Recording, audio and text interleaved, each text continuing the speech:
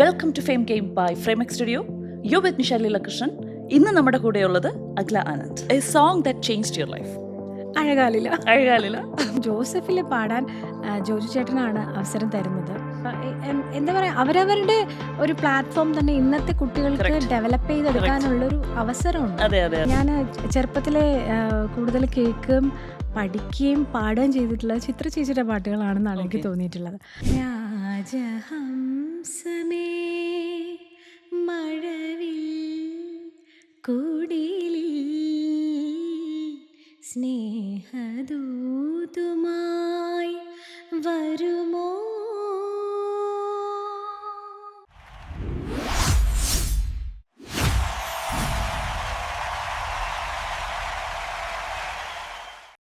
Welcome Akhila to Framex studio. You with Nisha Leelakrishnan. ഞാനിങ്ങനെ research ചെയ്യായിരുന്നു അഖിലയെ കുറിച്ചിട്ട്. അപ്പം ഞാനിങ്ങനെ മനസ്സിലാക്കിയ കാര്യം എന്താണെന്ന് വെച്ച് കഴിഞ്ഞാൽ, നമ്മൾ ഇപ്പോൾ എന്ന് പറയുന്നത് ഒത്തിരി സിംഗേഴ്സ് ഉണ്ട്, യുനോ, മ്യൂസിക് ഡയറക്ടേഴ്സ് ഉണ്ട്, മ്യൂസിക് കമ്പോസേഴ്സ് ഉണ്ട്. പക്ഷെ നമ്മളൊരു 10 years ബാക്കിലോട്ട് പോയി കഴിഞ്ഞാൽ you are one of them, like as A singer. എങ്ങനെയാണ് അതിനെ നോക്കിക്കാണുന്നത്? ലൈക്ക് ഈ പറഞ്ഞ പോലെ തന്നെ ഒരുപാട് എല്ലാ ഫീൽഡിലും ഉള്ളതുപോലെ തന്നെ കോമ്പറ്റീഷൻ സിംഗിങ് ഫീൽഡിലും ഉണ്ട്, മ്യൂസീഷ്യൻസിൻ്റെ ഫീൽഡിലും ഉണ്ട്. പക്ഷേ എല്ലാവർക്കും അവരവരുടേതായിട്ടുള്ള സ്പേസ് ഉണ്ടെന്നാണ് എനിക്ക് തോന്നിയിട്ടുള്ളത്. 10 വർഷം മുമ്പ് ഞാൻ വന്ന സമയത്ത്, 10 ഞാൻ 2006 ആദ്യത്തെ ഫിലിം സോങ് പാടുന്നത്. അപ്പോൾ 19 വർഷത്തോളമായി. അപ്പോൾ ആ സമയത്ത് ഇത്രത്തോളം സോഷ്യൽ മീഡിയ ഇല്ല, ഇതുപോലെയുള്ള ഇൻ്റർവ്യൂസ് ഇല്ല. എന്താ പറയുക, അവരവരുടെ ഒരു പ്ലാറ്റ്ഫോം തന്നെ ഇന്നത്തെ കുട്ടികൾക്ക് ഡെവലപ്പ് ചെയ്തെടുക്കാനുള്ളൊരു അവസരമുണ്ട്.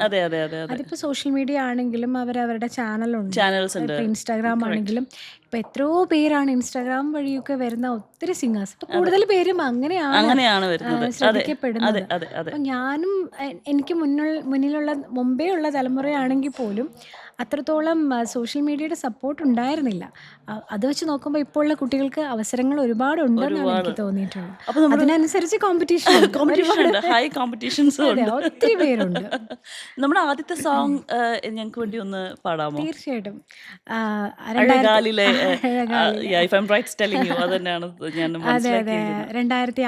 അത് റിലീസാവുന്നത്. അശ്വാരൂഢൻ എന്ന സിനിമയാണ്. ആ പാട്ട് പാടുന്നതിന് മുമ്പ് എനിക്ക് കുറച്ച് കാര്യങ്ങൾ പറയാനുണ്ട്. ജയരാജ് സാറാണ് എനിക്ക് ആദ്യമായി ആ ഒരു അവസരം തരുന്നത്. Director Jayaraj sir. ജാസി ചേട്ടൻ്റെ സംഗീത സംവിധാനം. ഈഞ്ചക്കാട് ബാലചന്ദ്രനാണ് അതിൻ്റെ വരികൾ എഴുതിയത്. അദ്ദേഹത്തിൻ്റെ ആദ്യത്തെ സിനിമയാണ്. അപ്പോൾ ജയരാജ് സാറാണ് ഒത്തിരി പേർക്ക് ഒരുപാട് അവസരങ്ങൾ, പുതിയതായിട്ടുള്ള ഒരുപാട് ആളുകൾക്ക് അവസരങ്ങൾ കൊടുത്തിട്ടുള്ള ഒരു ഡയറക്ടറാണ്. അതുപോലെ എനിക്കും കിട്ടി. അപ്പോൾ ഈ അവസരത്തിൽ ജയരാജ് സാറിനോടാണ് ഞാൻ നന്ദി പറയുന്നത്. ആ ഒരു പാട്ട് പാടിയതിന് ശേഷം, പാട്ട് പാടി എന്നല്ലാതെ എനിക്കത് സിനിമ എങ്ങനെ വരും, സിനിമയിൽ ഉണ്ടാവുമോ, ഒരു എക്സ്പീരിയൻസും ഇല്ലാതെയാണ് ഞാൻ ആ റെക്കോർഡിങ്ങിന് പോകുന്നത്. അതെ, ഞാനങ്ങനെ ട്രാക്ക് പാടിയുള്ള പരിചയമോ അങ്ങനെ ഒന്നുമില്ല. ഡയറക്റ്റ് 1-2 ചെറിയ വർക്ക്സ് അല്ലാതെ വേറെ വലിയതായിട്ടുള്ള റെക്കോർഡിങ്സ് ഒന്നും പാടിയുള്ള ശീലമോ ഒന്നുമില്ല. അങ്ങനെയാണ് ആ പാട്ട് പാടാൻ എത്തുന്നത്. പക്ഷെ പാട്ട് പാടിക്കഴിഞ്ഞപ്പോൾ അതൊരു ബിഗ് സ്ക്രീനിൽ വരുമ്പോൾ വല്ലാത്തൊരു എക്സൈറ്റ്മെന്റ്. തീർച്ചയായിട്ടും പാടുമ്പോൾ ടെൻഷനുണ്ട്. എനിക്ക് എങ്ങനെയാ റെക്കോർഡിങ് പാടിയുള്ള ശീലം ഇല്ലാത്തത് കൊണ്ടും പരിചയമില്ലല്ലോ. അപ്പോൾ അതുകൊണ്ടുള്ള ഒരു കാര്യങ്ങളൊക്കെ ഉണ്ടായിരുന്നു. ഇത് പാടാം. അഴകാലില മഞ്ഞച്ചരടിലെ പൂത്താലി, മഴവില്ലിൻ കസവുലയും മുകിൽ പുടവ ചുറ്റി, കുന്നിമണിക്കൊലുസണിഞ്ഞ് വയൽ കിളി വരവായി, കുരുന്നില പടർപ്പിനുള്ളിൽ കുളിർമൊഴിയൊഴുകി, ഏഴഴകായി പൂങ്കവിളിൽ ചിന്നി നിന്നാണം, എൻ കരളിൻ താഴ്വരയിൽ ചെമ്പകപ്പൂമഴ. ബ്യൂട്ടിഫുൾ. എനിക്ക് ഇഷ്ടമുള്ള one of my favourite song ആണ് അത്. ആക്ച്വലി നല്ലൊരു പാട്ടാണ് ആക്ച്വലി അത്. പക്ഷേ നമ്മൾ ഈ ഏർലി മ്യൂസിക്കൽ നമ്മുടെ ജേർണി ഉണ്ടല്ലോ, കുഞ്ഞിലെ മുതൽ പാട്ട് പഠിച്ച് വന്ന ഒരാളാണ്. എനിക്കറിയാം നമ്മുടെ രമേശ് നാരായണൻ സാറിൻ്റെ ശിഷ്യയായിരുന്നു. I am right saying that you? ഞാൻ രമേശ് നാരായൺ സാറിൻ്റെ അടുത്ത് വളരെ കുറച്ച് കാലം പഠിച്ചിട്ടുള്ളൂ. ഞാൻ കുഞ്ഞിലെ തൊട്ട് കർണാട്ടിക് മ്യൂസിക്കാണ് പഠിച്ചു തുടങ്ങിയത്. ഓക്കെ. അപ്പോൾ സരസ്വതി അമ്മാൾ എന്ന ടീച്ചറുടെ അടുത്താണ് പഠിച്ചു തുടങ്ങിയത് ഒരു 5 വയസ്സ് ഉള്ളപ്പോൾ തൊട്ട്. അതിനുശേഷം ടീച്ചറുടെ മകൾ ഡോക്ടർ എസ് ഭാഗ്യലക്ഷ്മി ടീച്ചറുടെ അടുത്താണ് പഠിച്ചത്. പിന്നീട് രമേശ് നാരായൺ സാറ് ട്രിവാൻഡ്രത്ത് താമസമായി. സാറ് കണ്ണൂരുകാരനാണ്. ട്രിവാൻഡ്രത്ത് വന്ന് അവിടെ ക്ലാസ്സുകൾ എടുക്കുന്നുണ്ടെന്ന് അറിഞ്ഞപ്പോൾ ഞാൻ സാറുടെ അടുത്ത് പോയി. അന്ന് അവിടെ ക്ലാസ് എടുത്തുകൊണ്ടിരുന്നത് മോഹൻ കുമാർ എന്ന് പറഞ്ഞ സാറിൻ്റെ വളരെ അടുത്ത ശിഷ്യനാണ്. മോഹൻ സാറിൻ്റെ ക്ലാസ് ആയിരുന്നു. രമേശ് നാരായൺ സാറും സാറ് നല്ല തിരക്കുള്ള വ്യക്തിയാണല്ലോ. അപ്പോൾ സാറ് ഫ്രീ ആയിട്ടുള്ളപ്പോഴൊക്കെ രമേശ് സാറും ക്ലാസ് എടുക്കും. പിന്നീട് ഞാനത് ഹിന്ദുസ്ഥാനി രണ്ടും കൂടി എനിക്കെന്തോ കൊണ്ടുപോകാൻ പറ്റാത്ത പോലെ തോന്നി. രണ്ടും പഠിക്കുമ്പോൾ ഉള്ളൊരു വ്യത്യാസം ഉണ്ടല്ലോ. അപ്പോൾ ഞാൻ ചെറുതിലെ തൊട്ട് കർണാട്ടിക് മ്യൂസിക് പഠിച്ചത് കൊണ്ട് ഞാനത് ഹിന്ദുസ്ഥാനി എന്താണ് എന്നൊക്കെ അറിയാം എന്നുള്ള ഇതിലാണ് ഞാൻ സാറിൻ്റെ അടുത്ത് പഠിക്കാൻ പോയത്. പിന്നീടത് ഞാൻ അധിക കാലം പഠിച്ചില്ല. ഞാൻ കർണാട്ടിക് തന്നെയാണ് വീണ്ടും കണ്ടിന്യൂ ചെയ്തത്. അതെ അതെ. അപ്പോൾ ഹിന്ദുസ്ഥാനിയും കർണാട്ടിക്കും പഠിച്ചപ്പോൾ എങ്ങനെയായിരുന്നു? ഹിന്ദുസ്ഥാനിയിൽ എന്താണ് ഒരു ഡിഫറൻസ്? എനിക്ക് അങ്ങനെ ഒത്തിരി ഒന്നും ഞാൻ പഠിച്ചിട്ടില്ല. അതുകൊണ്ട് എനിക്ക് അങ്ങനെ അതിനെക്കുറിച്ച് പറയാനും അറിയില്ല. എനിക്ക് കുറച്ച് ടഫായിട്ടാണ് തോന്നിയത് ഹിന്ദുസ്ഥാനി. ഒത്തിരി കാലം പഠിച്ചാണ് ഹിന്ദുസ്ഥാനി മ്യൂസിക് കുറച്ച് എന്തെങ്കിലുമൊക്കെ അതിനെക്കുറിച്ച് അറിയാൻ പറ്റുന്നതെന്ന് എനിക്ക് തോന്നുന്നു. ഓക്കെ. ഒരുപാട് കാലം ഒരു രാഗത്തെക്കുറിച്ച് തന്നെ ഒരുപാട് നാൾ പഠിക്കുന്നുണ്ട്. അങ്ങനെയാണ് ഞാൻ മനസ്സിലാക്കിയത്. എനിക്ക് ശരിയാണോ എന്ന് അറിയില്ല. കർണാട്ടിക് ആണെങ്കിൽ കുറച്ചുകൂടി ഈസിയല്ല, എന്നാലും സ്വരങ്ങളും ഓരോ രാഗങ്ങളും കുറച്ചുകൂടി ഈസി ആയിട്ട് പഠിക്കാൻ പറ്റുന്നുണ്ടായിരുന്നു എനിക്ക്. ഒരു മേഖലയാണ് കൂടെയാണ്. അങ്ങനെ എനിക്ക് തോന്നി. കംഫർട്ടബിൾ ആവുന്നത് കംഫർട്ടബിൾ സോൺ ഉണ്ട്. അതെ. അപ്പോൾ എനിക്ക് കർണാട്ടിക് മ്യൂസിക് കുറച്ചുകൂടി മനസ്സിലാവാൻ കുറച്ചുകൂടി എളുപ്പമാണെന്ന് തോന്നി. ഈ ജോസഫ് എന്ന് പറഞ്ഞ മൂവിയിലെ ഒരു പാട്ട് പാടിയായിരുന്നു. അപ്പം അതിന്റെ ഒരു എക്സ്പീരിയൻസ് എങ്ങനെയാണ്? ബ്യൂട്ടിഫുൾ ആയിട്ടുള്ളൊരു മൂവിയാണത് ജോസഫ് എന്ന് പറയുന്നത്. ആ സിനിമയിൽ ഒരു പാർട്ടാവാൻ, അതിലെനിക്ക് പാട്ട് പാടാൻ മാത്രമല്ല കേട്ടോ, എനിക്ക് ഡബ്ബിങ്ങിനും അതിനൊരു ചാൻസ് കിട്ടി. ഞാൻ ആദ്യം കുറച്ച് സീരിയൽസും വളരെ കുറച്ച് സിനിമകളൊക്കെ ഡബ് ചെയ്തിരുന്നു പാട്ടിലേക്ക് വരുന്നതിന് മുമ്പ്. അപ്പോൾ അതിനുശേഷം പാട്ട് സീരിയസ് ആയി എടുത്തതിന് ശേഷം ഡബ്ബിങ് ഞാൻ തന്നെ കുറച്ച് മാറി. എന്നുവെച്ചാൽ ഡബ്ബിങ്ങും രണ്ടും എല്ലാം കൂടി ഒരുമിച്ച് മാനേജ് ചെയ്യാൻ പറ്റില്ല. അതുകൊണ്ട് ഡബ്ബിങ്ങിൽ നിന്ന് കുറച്ച് മാറി നിന്ന് പാട്ടിൽ കൂടുതൽ കോൺസെൻട്രേറ്റ് ചെയ്തു. കുറേ വർഷങ്ങൾക്ക് ശേഷം ജോസഫിൽ പാടാൻ ജോജു ചേട്ടനാണ് അവസരം തരുന്നത്. അപ്പോൾ പാട്ട് റെക്കോർഡിങ് കഴിഞ്ഞപ്പോൾ എന്നോട് ചോദിച്ചു, ഇതിലൊരു ക്യാരക്ടറുണ്ട്, അഖിലയുടെ വോയിസിന് പറ്റുന്നതാണെന്ന് തോന്നുന്നു, നമുക്കൊന്ന് ഡബ് ചെയ്ത് നോക്കിയാലോ. അപ്പോൾ സ്റ്റുഡിയോയിലോട്ട് വരൂ, ഡബ് ചെയ്ത് നോക്കാം. അങ്ങനെ ഞാൻ ഡബ്ബിങ് സ്റ്റുഡിയോയിൽ ചെന്നു. അതിൽ മാധുരി എന്ന് പറഞ്ഞ ആക്ട്രസിൻ്റെ പേര് മാധുരി എന്നാണ്. പുള്ളിക്കാരി മലയാളിയല്ല. അവർക്ക് വേണ്ടിയിട്ട് ശബ്ദം കൊടുക്കാനും ഉള്ളൊരു അവസരം കിട്ടി ജോസഫ് സിനിമയില്. അങ്ങനെ അതാണ് ജോസഫിലെ പാട്ടിനെ കുറിച്ച് ചോദിച്ചാൽ എനിക്ക് പെട്ടെന്ന് ഇതാണ് കുറച്ച് എക്സൈറ്റ്മെന്റ് കൂടും പറയുമ്പോ. പക്ഷേ ഞാൻ അതിനകത്തൊരു 2 വരി പാടാൻ പറഞ്ഞു കഴിഞ്ഞാൽ കാർത്തിക്കിന്റെ വോയിസ് ആണ് അത് കൂടുതലും ഉള്ളത്. മെയിൽ സോങ് ആണ്. കുറച്ച് പോർഷനേ ഉള്ളൂ ഞാൻ പാടിയത്, എന്നാലും പാട്ടധികം ഒരുപാട് ശ്രദ്ധിക്കപ്പെട്ടു ആ ഒരു പാട്ട്. കരിനീല കണ്ണുള്ള പെണ്ണ്, മഴവില്ലിൻ ചിറകുള്ള പെണ്ണ്, കവിളിലോ കാക്കപ്പൂവിൻ മറുകുമായി വന്നോള്, കരിമുകിൽ ചേലാൽ മുടിമെടഞ്ഞിട്ടോള്, കണ്ണിനാൽ നെഞ്ചിനകത്തായി അന്നൊരിക്കലമ്പു നെയ്തതെന്താണ്. ഇടയ്ക്ക് കുറച്ച് വരി തെറ്റിപ്പോയി. ബ്യൂട്ടിഫുൾ. അഖില, എനിക്കറിയാം അഖില TV ഹോസ്റ്റായിരുന്നു, മെൻറ്ററാണ്, സിംഗറാണ്. അപ്പോൾ നമ്മൾ ഈ ടെലിവിഷനും സിംഗറും ഈ ഒരു ബാലൻസ് എങ്ങനെയായിരുന്നു കൊണ്ടുപോയിക്കൊണ്ടിരുന്നത്? എനിക്കത് നന്നായിട്ട് ബാലൻസ് ചെയ്ത് കൊണ്ടുപോകാൻ പറ്റിയില്ല. അതുകൊണ്ട് ഞാന് ടെലിവിഷൻ ആങ്കർ ആയിരുന്നത് വളരെ ചെറുപ്പത്തിലാ. ഞാൻ കോളേജിലൊക്കെ പഠിക്കുന്ന സമയത്തും പിന്നീട് ഒരു 10, 15 വർഷത്തോളം ചാനൽ പ്രോഗ്രാംസ് കുറേ ആങ്കർ ചെയ്തിട്ടുണ്ട്. പല തരത്തിലുള്ള പരിപാടികൾ ആങ്കർ ചെയ്തു. ഇതുപോലെ ഇൻ്റർവ്യൂസ് ചെയ്തിട്ടുണ്ട്, ഫോൺ ഇൻ പ്രോഗ്രാം ചെയ്തിട്ടുണ്ട്, സ്ക്രിപ്റ്റ് കാണാതെ പഠിച്ച് പ്രസൻറ്റ് ചെയ്യുന്ന അന്നത്തെ കാലത്ത് അതൊക്കെയാണല്ലോ. പാട്ടിനെക്കുറിച്ചും ഹൃദയരാഗങ്ങൾ എന്നൊക്കെ പറഞ്ഞ പ്രോഗ്രാംസ് ചെയ്തിട്ടുണ്ട്, സിംഫണി ചെയ്തിട്ടുണ്ട്, പിന്നെ ഫിലിം ബേസ്ഡ് പ്രോഗ്രാംസ്, അതൊക്കെ കുറേ സ്ക്രിപ്റ്റ് പഠിച്ച് വേണം പറയാൻ.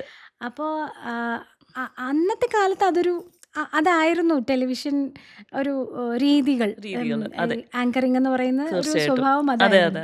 പിന്നീട് അത് ഞാൻ പാട്ടിലേക്ക് കൂടുതൽ അവസരങ്ങൾ വന്നു, പാട്ടിൻ്റെ പ്രോഗ്രാംസ് വന്നു. അങ്ങനെ ഞാൻ വിചാരിച്ചു കുറച്ച് കാലം ടെലിവിഷൻ ഷോസ്, അങ്ങനെയുള്ള ആങ്കറിംഗ് ഷോസ് കുറച്ചൊന്ന് കുറയ്ക്കാം, ഏതെങ്കിലും ഒന്നേ പറ്റുന്നുള്ളൂ. കാരണം എല്ലാം കൂടി കൈവച്ച് അവിടെ ഇല്ല ഇവിടെ ഇല്ല എന്നുള്ളൊരു ഇതിലാവണ്ട എന്ന് തോന്നിയിട്ട് ഞാൻ പിന്നെ മ്യൂസിക്കാണ് മെയിനായിട്ടും ശ്രദ്ധിച്ചത്. അതെ അതെ അതെ, പ്രോഗ്രാംസും നമ്മുടെ സരിഗമയിലാണെങ്കിലും നമ്മുടെ ലിറ്റിൽ ചാംപ്സ് അതിനകത്ത് മെൻറ്ററായിരുന്നു. അപ്പം നമ്മൾ ഈ യങ് ടാലൻസിൻ്റെ മുന്നിലാണ് നമ്മൾ മെൻറ്ററായിട്ടിരിക്കുന്നത്, വെരി കുഞ്ഞു മക്കളുടെ മുന്നിൽ. ഒരു രക്ഷയില്ല.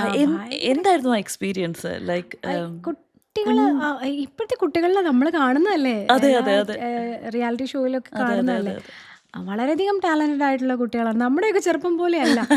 ഇപ്പോ അതാ പറഞ്ഞു, ഇപ്പോ അവസരങ്ങൾ ഒരുപാടുണ്ട്, പഠിക്കാനുള്ള ചാൻസസ് ഒരുപാടുണ്ട്, അവസരങ്ങൾ ഒരുപാട് കിട്ടുന്നുണ്ട്. പാരന്റ്സ് ഒക്കെ ഒത്തിരി ഇൻട്രസ്റ്റഡ് ആണ് കുട്ടികളെ.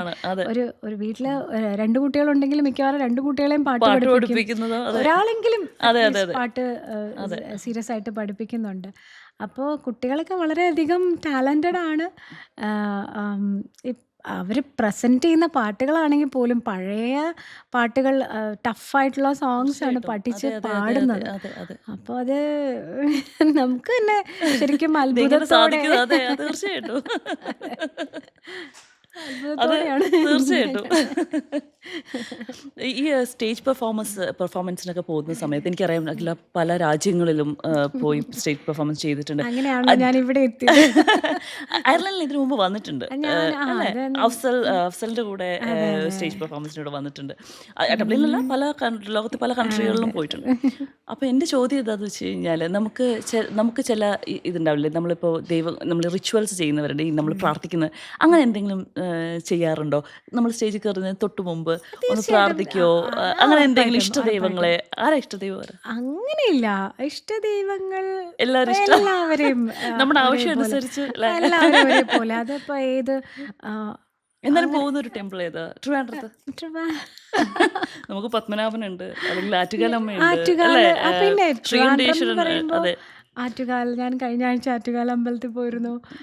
ശ്രീകണ്ഠേശ്വരം, പത്മനാഭ സ്വാമി ക്ഷേത്രം, തിരുവനന്തപുരം, അതിലൊരു അമ്പലങ്ങള് എന്ന് പറയുമ്പോൾ. അപ്പോൾ എല്ലാ ദൈവങ്ങളെയും വിശ്വസിക്കുന്നുണ്ട്. അങ്ങനെ പ്രത്യേകിച്ച് ഒരു റിച്വൽ ഒന്നും ചെയ്യുന്നില്ല, ഒരു പ്രാർത്ഥനകളോ അല്ലെങ്കിൽ നമ്മൾ ഗണപതി ഭവനെ അങ്ങനെയൊന്നും ഇല്ല. പ്രാർത്ഥിച്ചിട്ട് എല്ലാം നന്നാവണേ എന്ന് പറഞ്ഞിട്ട് കേറലേ ഉള്ളൂ. എല്ലാ പരിപാടിയും തുടങ്ങുമ്പോൾ എല്ലാ റെക്കോർഡിങ്ങിനും ഒന്ന് നന്നാവണം ഒരു പ്രാർത്ഥന ഉണ്ട്. ഏതെങ്കിലും സ്റ്റേജിൽ നമുക്ക് ലിറിക്സ് തെറ്റുകയോ അല്ലെങ്കിൽ അങ്ങനെ എന്തെങ്കിലും നമുക്ക് മനസ്സിലാവുമായിരിക്കും അല്ലേ? അപ്പോൾ അതെങ്ങനെയാണ് മാനേജ് ചെയ്തുകൊണ്ടിരുന്നത്? എന്തെങ്കിലും അതിപ്പോൾ പെർഫോമർ ആയിട്ടാണെങ്കിലും അല്ലെങ്കിൽ ഒരു ആങ്കർ ആയിട്ടാണെങ്കിലും നിൽക്കുന്ന സമയത്ത് നമ്മുടെ കയ്യിൽ നിന്ന് എവിടെയോ ഒന്ന് തെറ്റിയെന്ന് തോന്നുന്ന സമയങ്ങളിൽ അതെങ്ങനെയാണ് മാനേജ് ചെയ്യാറുള്ളത്? ഇപ്പം എനിക്കാണെന്നുണ്ടെങ്കിൽ ഞാൻ പാനിക്കാവും. നമ്മൾ സാധാരണ ഒരു മനുഷ്യന്റെ കാര്യം പറയുന്നത്, പക്ഷെ അതെങ്ങനെയാണ് പുറമെ കാണിക്കാത്ത രീതിയിൽ അത് മാനേജ് ചെയ്യണം എന്നുള്ളതാണ്. അപ്പൊ ഈ ലിറിക്സ് ഒക്കെ ഇപ്പോൾ എല്ലാവർക്കും എനിക്ക് എപ്പോഴും കാണാതെ പഠിച്ച് പാടാനൊന്നും അറിയില്ല. അതാ ഞാൻ എന്റെ അടുത്ത ക്വസ്റ്റ്യൻ റിയാലിറ്റി ഷോയിലൊക്കെ നമ്മൾ കാണുന്നുണ്ട്, ഇല്ലാതെ അവർ പാടുന്നത്. അതെങ്ങനെയാണ് സാധിക്കുന്നത് എന്നുള്ളത് നമുക്കത് കുട്ടികൾക്കത് കുറച്ചുകൂടെ ഈസി ആയിട്ട് പറ്റുമായിരിക്കും. എനിക്കിപ്പോൾ ഞാൻ പാടിയ പാട്ടാണെങ്കിൽ പോലും എനിക്ക് ലിറിക്സ് ലിറിക്സ് ഇല്ലാതെ ഫ്രണ്ടിൽ വേണം. അതൊരു ധൈര്യമാണ്. അതെ അതെ ലിറിക്സ് അതെ അതെ ഉണ്ടെങ്കിൽ അതെ അതൊരു കോൺഫിഡൻസും കൂടിയാണ്. അതെ അതെ അതെ അപ്പം അങ്ങനെ അതൊരു ശീലം. ശീലം. എല്ലാം അതെ അതെ ശീലമാണല്ലോ. എല്ലാം ശീലമാണ്. നമ്മൾ ഈ ചെറുപ്പത്തിലെ നമ്മൾ കേട്ട് വളർന്ന അല്ലെങ്കിൽ കേട്ട് പരിചയിച്ച കുറേ പാട്ടുകൾ ഉണ്ടാവുമല്ലോ. അതിപ്പോൾ പല ആർട്ടിസ്റ്റുകളുടെ ആവാം. അങ്ങനെ തോന്നിയിട്ടുള്ള അല്ലെങ്കിൽ അങ്ങനെ ഇപ്പോഴും മനസ്സിൽ കൊണ്ടു നടക്കുന്ന ഒരു ആർട്ടിസ്റ്റ് ആരായിരിക്കും ഞാൻ ചോദിച്ചു കഴിഞ്ഞാൽ? കുഞ്ഞിലെ മുതൽ നമ്മൾ ഇപ്പം ഹരിജിയോ അങ്ങനത്തെ വളരെ എനിക്ക് പ്രശസ്തരായിട്ടുള്ള ഞാൻ ചെറുപ്പത്തിലെ കൂടുതൽ കേൾക്കുകയും പഠിക്കുകയും പാടുകയും ചെയ്തിട്ടുള്ളത് ചിത്ര ചേച്ചിയുടെ പാട്ടുകളാണെന്നാണ് എനിക്ക് തോന്നിയിട്ടുള്ളത്.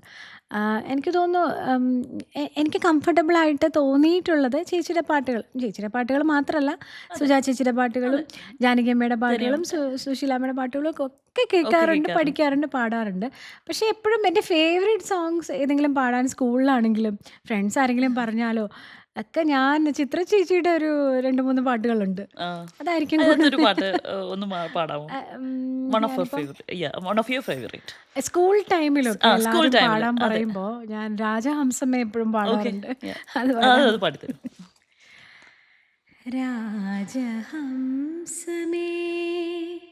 മഴവിൽ കുടിലിൽ സ്നേഹദൂതുമായി വരുമോ സാഗരങ്ങളെ മറുവാക്കുമിണ്ടുമോ ഇവിടെ എൻ്റെ സ്നേഹഗായകൻ ഓ എന്തൊരു പാട്ടല്ലേ അത്. ഒത്തിരി സംഗതിയൊക്കെ ഉള്ള ഒത്തിരി ബ്യൂട്ടിഫുൾ ആയിട്ടുള്ള ഒരു പാട്ടാണ്. ബ്യൂട്ടിഫുൾ. അഖില, നമുക്ക് ഈ മെൻറ്ററിങ്ങും അല്ലെങ്കിൽ പെർഫോമർ എന്നുള്ളത് മാറ്റി വെച്ച് കഴിഞ്ഞാൽ എന്തായിരിക്കും ഒരു പാഷൻ എന്ന് പറയാനായിട്ട്? പാഷൻ നമുക്കൊരു പാഷൻ ഉണ്ടാവില്ല. നമ്മൾ ഇതല്ലാതെ നമ്മൾ നമ്മുടേതായ നമ്മുടെ ഒരു സ്പേസിൽ നമ്മൾ ഇരിക്കുന്ന സമയത്ത് വീട്ടിൽ എന്തായിരിക്കും അങ്ങനെ ഒരു പാഷൻ എന്ന് ചോദിച്ചു കഴിഞ്ഞാൽ? ഞാൻ നേരത്തെ പറഞ്ഞിട്ടുള്ളതാണ്. എനിക്ക് ഈ കോസ്റ്റ്യൂംസ്, സാരികൾ, പുതിയ ഡ്രസ്സുകൾ, പുതിയ മോഡൽസ് ഇടുന്ന പുതിയ പുതിയ തരം ഡ്രസ്സൊക്കെ കാണാനും അതുപോലെയൊക്കെ ചെയ്യണം എന്നൊക്കെ അതൊക്കെ എനിക്ക് ഇഷ്ടമാണ്. എനിക്ക് തോന്നുന്നു ഞാൻ ഈ ഒരു ഫീൽഡിലേക്ക് വന്നില്ലായിരുന്നെങ്കിൽ ചിലപ്പോൾ അതിലോട്ട് ഒരു ഫാഷൻ ഡിസൈനിങ് ഇഷ്ടമാണ്. ഡിസൈനിങ്ങിലോട്ടൊക്കെ പോയത്. ബുട്ടീക്കൊക്കെ ഇട്ട് അങ്ങനൊരു ലൈനിലേക്ക് പോകാൻ എനിക്ക് താല്പര്യമുണ്ടെന്ന് എനിക്ക് തോന്നിയിട്ടുണ്ട്. ഓക്കെ. ഞാൻ അല്ലാതെ ഫ്രീ ആയിട്ടിരിക്കുന്ന സമയത്തൊക്കെ മിക്കവാറും ഇതൊക്കെയാണ് ഇതൊക്കെ ആയിരിക്കും കൂടുതൽ.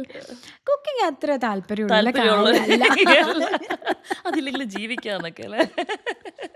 അത്യാവശ്യം കുക്ക് ചെയ്യുമോ ചോദിച്ചു കഴിഞ്ഞാൽ കുക്ക് ചെയ്യും. അത്യാവശ്യം വീട്ടിൽ നമുക്ക് ജീവിക്കാനുള്ളത് കുക്ക് ചെയ്യും. അതെ. അല്ലാതെ ഈ പരീക്ഷണങ്ങൾ എനിക്ക് തോന്നുന്നു ഇക്കാലത്ത് ഇനിയിപ്പോൾ അതിന്റെ ആവശ്യമേ ഉള്ളൂ തോന്നുന്നു. കാരണം പ്രത്യേകിച്ച് തിരുവനന്തപുരം അല്ലെങ്കിൽ നമ്മുടെ സിറ്റീസിലൊക്കെ സ്വിഗ്ഗി പോലുള്ള എല്ലാം പിന്നെ അല്ലേ, ഒന്ന് കൈ അമർത്തി കഴിഞ്ഞാൽ കിട്ടാവുന്ന ഭക്ഷണങ്ങളാണല്ലോ. അപ്പൊ നമ്മളങ്ങനെ നിർബന്ധമില്ല തോന്നുന്നു.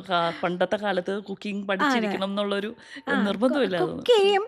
പക്ഷേ എന്നാലും ഞാനിങ്ങനെ പരീക്ഷിക്കലോ അല്ലെങ്കിൽ എന്തെങ്കിലുമൊക്കെ ഡിഷ് കാണുമ്പോൾ ചിലരൊക്കെ യൂട്യൂബൊക്കെ കണ്ടിട്ടുണ്ടാക്കും എന്ന് പറയും. അതെ അതെ എനിക്ക് അങ്ങനെയൊന്നും തോന്നാറില്ല. അങ്ങനെ ഒരു ബേസിക് ഭയങ്കര അതെ ബേസിക് ബേസിക് ബേസിക് ആയിട്ടുള്ള കാര്യങ്ങളൊക്കെ ചെയ്യും.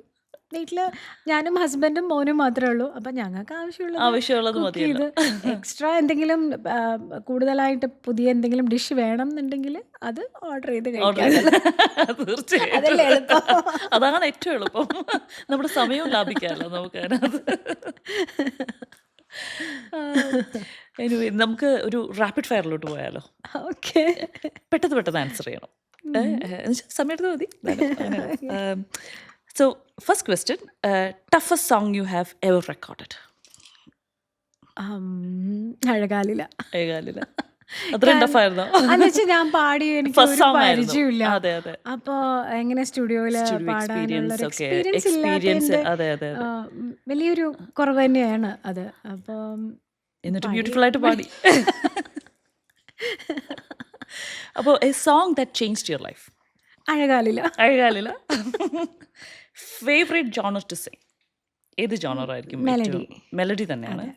അപ്പോൾ അതിന് ഹിന്ദി അങ്ങനെ ലാംഗ്വേജ് ഇതൊന്നും ഇല്ല? മലയാളം. മലയാളം തന്നെ. മലയാളവും തമിഴും എനിക്ക് തമിഴ് ഇഷ്ടമാണ്. അത് ശരി. തമിഴ് നല്ല ഭാഷയാണ് തമിഴ്. അതെ അതെ അതെ അതെ. നല്ല മനോഹരമായിട്ടുള്ളൊരു ഭാഷ. ബ്യൂട്ടിഫുൾ ആണ്. നല്ല പാട്ടുകളും അല്ലേ, ഒത്തിരി ഇതുള്ളത്. ഒരു Ilaiyaraaja or Rahman G, A Rahman, ആരായിരിക്കും ചൂസ് ചെയ്യാം? നാളൊന്ന് കൊളാബറേറ്റ് ചെയ്യേണ്ടി വരികയാണ് ഇവരിൽ രണ്ടുപേരിലും ഒരുപോലെ വരികയാണ്. ആരായിരിക്കും ചൂസ് ചെയ്യാം? വളരെ ടഫായിട്ടുള്ള ക്വസ്റ്റ്യൻ ആയിപ്പോയി അല്ലേ? നമ്മുടെ ഇന്ത്യൻ മ്യൂസിക്കിലെ രണ്ട് മുത്തുകളല്ലേ, ഞാൻ തീർച്ചയായിട്ടും. എങ്ങനെ പറയാനാ. Melody or fast song? Melody. Melody. Favourite music, അതായത് 90s മ്യൂസിക് ആണോ ഏറ്റവും ഇഷ്ടം, 2000 ആണോ, അല്ലെങ്കിൽ ഇപ്പോഴത്തെ ഒരു മ്യൂസിക് ആയിരിക്കോ? 90s അല്ലേ? 80s 90s ആണ് 80s 90s. അതെ. എന്റെയൊക്കെ കുട്ടിക്കാലം. എനിക്ക് തോന്നുന്നു നമ്മൾ വളർന്നു വന്നത്, നമ്മൾ കേട്ട് വളർന്നതായിരിക്കുമല്ലോ. വളർന്ന് വന്ന ഒരു സമയത്തെ പാട്ട് നമ്മളെ വല്ലാതെ ഇൻസ്പയർ ചെയ്യാറുണ്ട്. തീർച്ചയായിട്ടും. അപ്പോൾ 80s-ലെയും 90s-ലെയും പാട്ടുകൾ തന്നെയാണ് ബ്യൂട്ടിഫുൾ ആയിട്ടുള്ള, നമുക്കൊരിക്കലും മറക്കാൻ പറ്റാത്ത മെമ്മറികൾ അതെ തന്നെ അതെ അല്ലേ അതെ. കുഞ്ഞിലെ? ഇപ്പോ പല പാട്ടുകൾ കേൾക്കുമ്പോഴും എനിക്ക് എന്റെ സ്കൂൾ ടൈം ഓർമ്മ വരും, അതെ അതെ, college time ഓർമ്മ ചൈൽഡ്ഹുഡ്. വരും. അതെ അതെ. അത് ശരിയാണ്. Thank you so much Akhila. It was really nice talking to you. I hope you enjoyed the interview. And Thank you. thank you.